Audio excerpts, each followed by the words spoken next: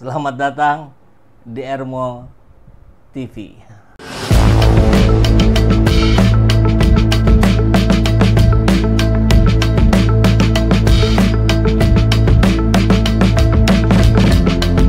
Bersama saya, Saiful Zaman, kebaikan yang terorganisir akan selalu mengalahkan kejahatan.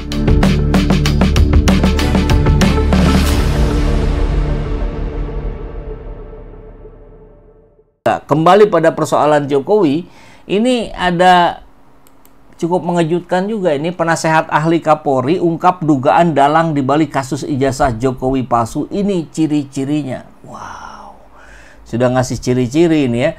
Jadi penasehat ahli Kapolri ini tampaknya sudah maju ke front depan seperti humas barangkali. Kan penasehat kan biasanya di belakang layar, ini kok jadi maju ke depan, ada apa ini? Yang paling bertanggung jawab atas semua keburukan suatu bangsa adalah ulama. Ulama yang tergiur dengan harta tahta dan wanita juga mungkin. Pemimpin munafik yang sedang menunggu azab Allah. Lebih baik mundur daripada jadi ledekan, ocehan, olok-olok, kasihan wapres. Ada yang kasihan juga ya. Coba kita dengar yang ini. Penasehat ahli Kapolri Irjen Pol Purnawirawan Arianto Sutadi menduga ada dalang di balik kasus tudingan ijazah palsu. Irjen Pol mengungkapkan dugaan ciri-ciri orang yang disebut menjadi dalang itu. Meski saat ini hanya dugaan, namun menurut penasehat ini nanti di belakang hari akan terbukti. Wah, ngeri juga ini ya. Ini seperti serangan mental ini. Ini juga menduga bahwa kasus Jokowi hanya untuk mengganggu ketentraman Indonesia. Karena ini provokatornya maunya rame. Ini adalah ada orang di belakang sana yang nggak kelihatan. Yang penting Indonesia kacau katanya. Menurutnya, dalang kasus ijazah Jokowi merupakan pihak yang sempat dikecewakan. Nah, ini ciri-cirinya. Siapa yang sempat dikecewakan nih? Orang yang kecewa, pernah dipecat.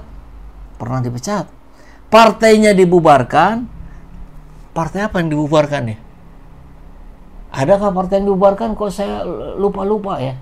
Tolong sampaikan sahabat ya, kalau ada yang partai yang dibubarkan itu apa tuh? Partainya kalah. Udah ada tulisan Amerika lagi, partainya kalah Amerika. Partainya kalah. Ini salah ngutip apa gimana nih? Dia pengennya kacau terus. Itu hanya dugaan. Nah, ujungnya begitu, itu hanya dugaan. Tapi dugaan saya itu akan terbukti di belakang hari. Wah, kayak Tuhan aja nih akan terbukti, memastikan. Ia lantas mengatakan Polda Metro Jaya tetap akan membuktikan lebih dulu ijazah Jokowi asli atau palsu ya. Jadi baru berlaku kan, kalau belum tentu asli atau palsu ya pencemaran nama baiknya tidak bisa dilanjutkan. Kalaupun asli, saya kira nanti akan menjadi perdebatan. Kan yang diminta ditunjukkan ijazah, ini nggak ditunjuk-tunjukkan. Sehingga ramailah rumor macam-macam beredar. Akan membuktikan bahwa ijazah Pak Jokowi itu asli, jadi proses di Barreskrim akan diadopsi, kemudian disidik ulang untuk menunjukkan bukti ijazah Jokowi asli. Jadi akan disidik ulang di Polda Metro. Nah, dengan begitu, tuduhan pelapor ijazah itu akan terbukti. Yaitu tadi ya, kalau sudah dibuktikan asli, itu nanti tuduhan fitnah provokasi bisa dibuktikan. Mungkin pandangan yang lain nanti meskipun asli ya nggak bisa, karena ini bukan provokasi, ini pertanyaan. Bisa begitu.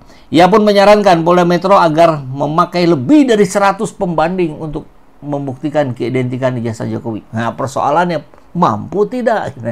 Ketika 3 saja yang dijadikan pembanding, ini diulik oleh Dr. Rismon, Dr. Suryo, dan yang lain-lain gitu. 3-1 aja, yang 3 identik, yang Pak Jokowi yang nggak identik. Ini bagaimana kalau 100? Menarik ini. Tapi kalau perlu 100 diambil semua. 1000 lah kalau perlu ya, dari berapa angkatan gitu. Supaya nanti nggak ada cerita lagi. Itu hanya teman-teman yang sudah disetting.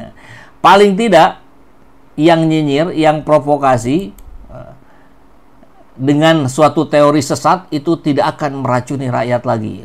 Jadi dituduh meracuni ya Dr. Rismon, Dr. Suryo dan kawan-kawan ini. Ia menegaskan jika terbukti lagi jasa Jokowi asli, maka tuduhan Roy Suryo adalah fitnah. Kalau ijazah terbukti asli berarti tuduhan itu jadi fitnah, provokasi ini. Tidak percaya pengadilan, tidak percaya puslapor, menghujat, itu namanya provokasi. Jejak digital yang ada menjadi bukti nyata terjadi provokasi. Diulang-ulang berapa kali nih. Bahkan bilang ini Irjen Purnawirawan Arianto pun bahwa menyebut tersangka kasus tudingan ijazah palsu ini akan banyak. Wah, bakal banyak yang kena ini ya. Bahkan jumlah tersangka akan lebih banyak dari yang dilaporkan Jokowi.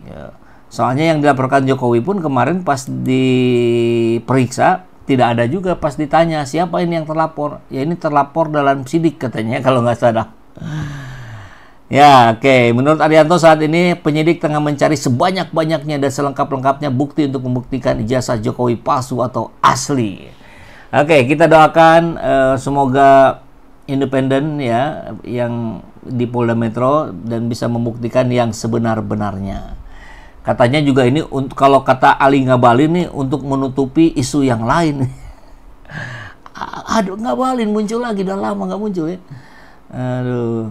Kasus ijazah ini dibesar-besarkan guna menutupi isu lain. Isu lain apa ya?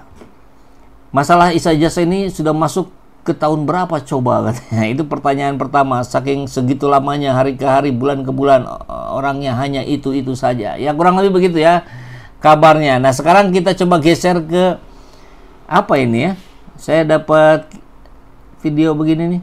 Oh ini Pak Jokowi sedang sholat dengan jamaah. Oh jamaahnya disuruh minggir. Suruh minggir. Siapa yang nyuruh minggir? Oh tampaknya ajudannya. Mungkin ajudannya belum tahu ya kalau di masjid itu tidak ada lagi tuh pejabat rakyat ya, orang kaya, orang miskin. Siapa yang datang duluan dia duduk di paling depan. Begitu. Ini nah balik lagi ya karena tadi bahas Jokowi itu bahas Gibran itu Jokowi. Ini ada yang menarik nih. PSI menilai Gibran sangat layak sebagai wapres. Jadi nggak ada alasan untuk dimakzulkan. Bahkan dia menantang begini. PSI tantang publik beri bukti Gibran tidak layak wapres. Pasti nggak ada. Ini saya dapat fotonya, ini belum yakin ya.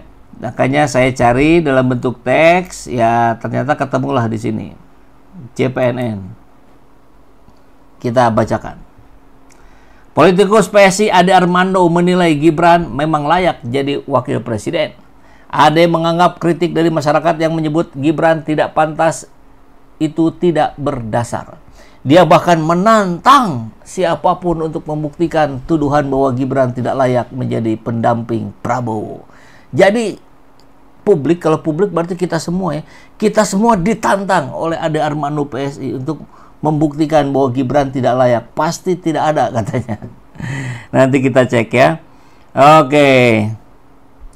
Saya ingin men-challenge siapapun yang mempertanyakan Gibran sebagai wapres. Kasih contoh bahwa dia nggak perform. Di mana contohnya?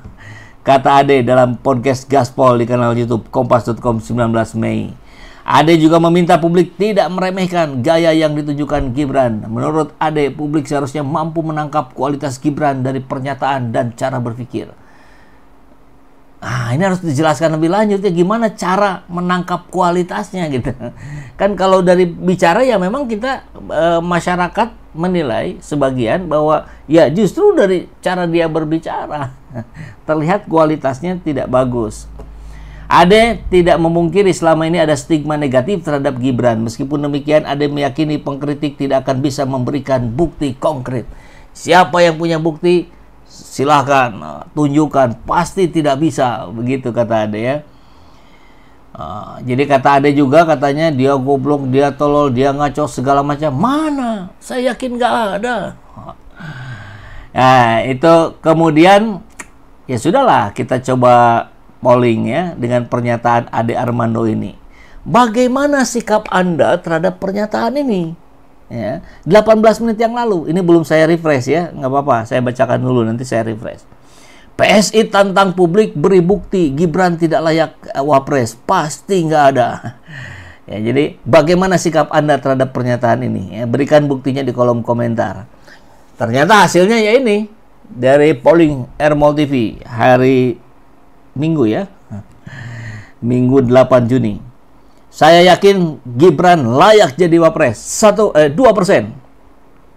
Saya yakin Gibran tidak layak jadi wapres 97%. Dahsyat nih. 97%. Saya tidak peduli ada 1%. Mungkin nggak ada urusannya sama hidup saya. Saya nggak peduli yang tidak ada urusannya sama hidup saya. Bisa jadi kan begitu ya, yang 1% nih. Masuk suara 559 suara dari 18 menit yang lalu.